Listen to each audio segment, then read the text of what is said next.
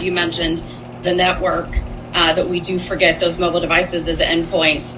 Graydon, I know you have seen, as you mentioned, a global change in recent months, and you do have that global perspective.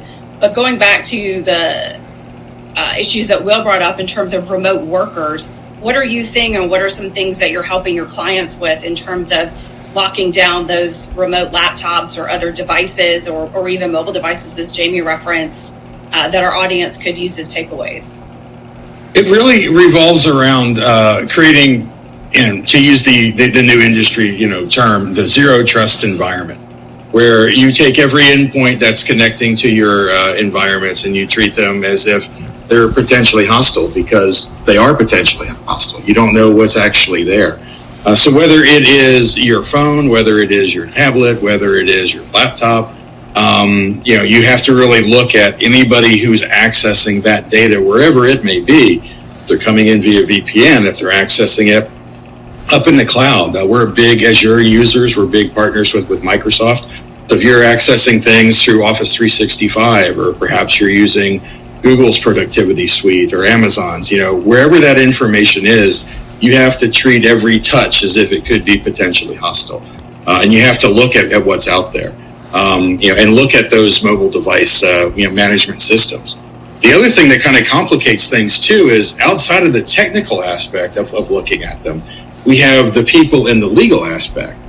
If you're talking to people in Europe, their ideas about privacy are a little bit different. So if you're in a BYOD environment, when they're looking at their phones and you're telling them that I need to control what's on your phone, I need to put a mobile, you need to enroll in MDM or something like that.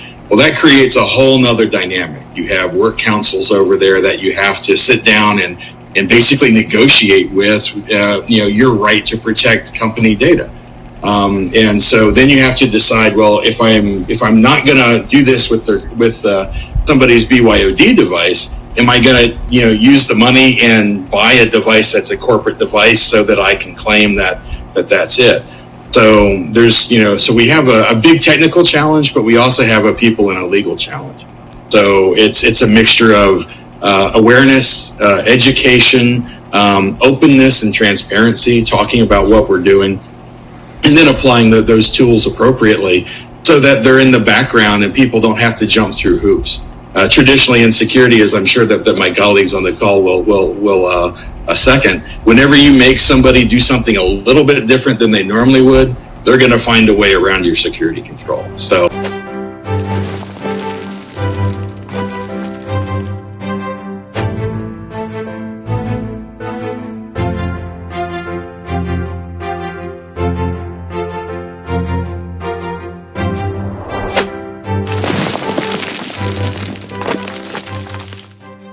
So that's probably, as we put it into action, how Pyramid Consulting and CoreView implement Zero Trust.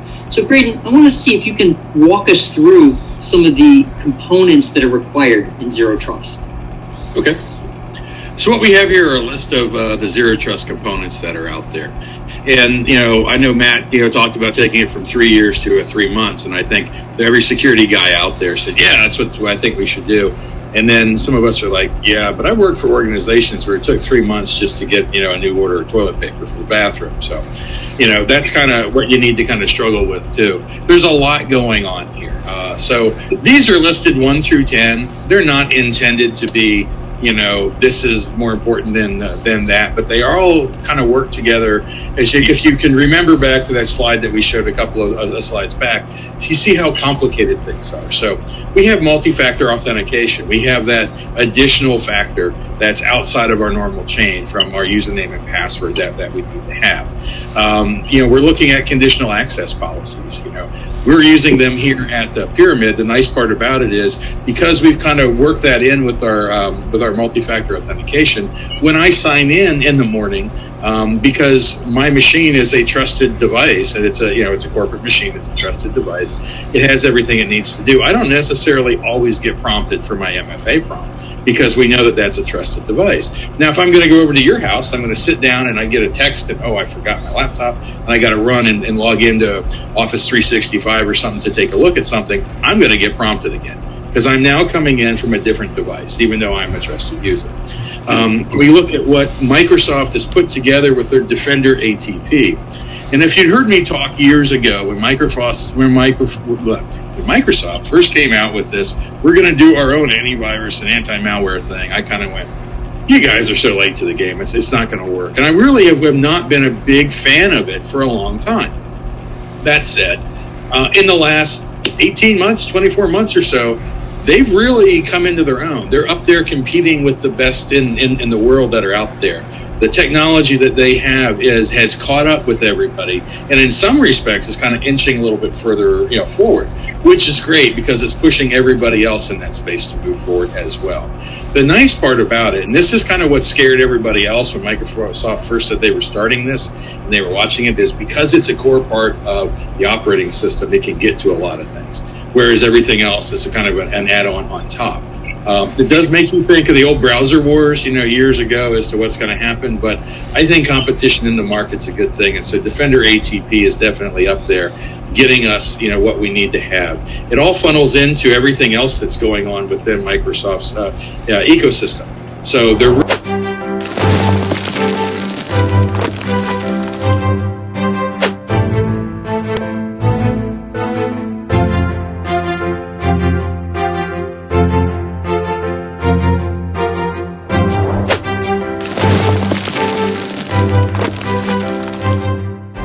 had a great career. I love it. I get up every morning. I'm excited to go to work.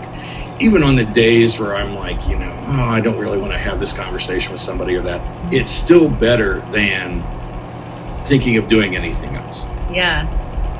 And so real excited about it. But I've been through some high stress situations and, when things happen, when things are going wrong, because things are going to go wrong. I mean, if things go right all the time, then you're not looking at the right things. So I've had a really great career, but I've had a lot of, I've had good learning experiences too. Mm-hmm. So. Yeah, that's powerful. And thank you for sharing all of that. A lot of what you touched on really, I'm sure I can imagine one of the pillars of Move Happy is about keeping a positive mindset, and being in the tech space and the security space, like I can imagine the things that you guys see, on the back end, and making sure, working with Apple, making sure all of these items the IP is protected and whatnot, that I'm sure it's stressful at times. It is. What are some things that you've learned? To say you get out of bed every day and you're excited to go to work, you must have something you're doing differently than what other IT professionals are doing. What's something you could share with our audience for those that might have that background? Yeah. So I would say I haven't always gotten up out of bed every morning and been excited to go to work. There's times and there's setbacks and those sorts of things. You do get overwhelmed, right? Yeah. For the most part, the vast majority, especially in the later years, as I've kind of grown and matured as a person, and kind of started to learn more about, me and how I react to things and those sorts of things, and tried to take a little bit more responsibility and understand that I'm responsible for my reaction. No one's responsible for putting me in a bad mood or a good mood or that. Then I've gotten better with things, but I did have some struggles. So I don't want everybody to listen to this and think, well, he's gotten it, out.